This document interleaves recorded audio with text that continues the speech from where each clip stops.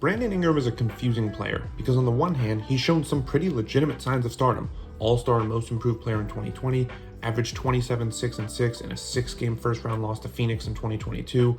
But then there's the other side to Ingram, the one that includes injuries having him miss large chunks of what feels like every year, the sizable dip in scoring and three-point efficiency this past season after posting career-high marks in both categories 2 years ago, and the measly 14 points a night he averaged on just 34% shooting in the Pelicans' first-round sweep at the hands of the Thunder in these past playoffs.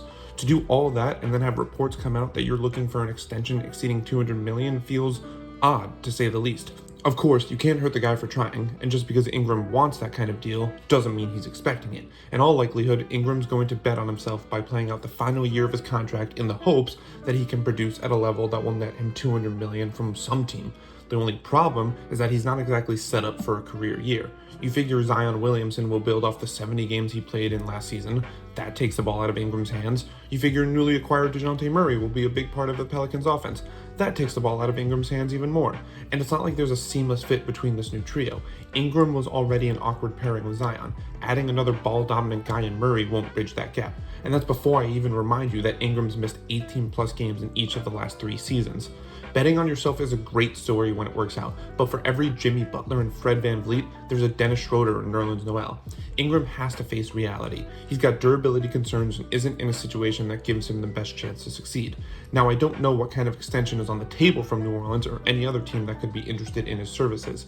Or maybe other teams aren't interested in him at all right now. Why give up assets to acquire someone today when you could sign them outright next summer? Or maybe they don't want to trade assets without the assurance of a long-term commitment. Or maybe they'd rather wait till the trade deadline for any number of reasons. It's a confusing situation Ingram needs to make sense of.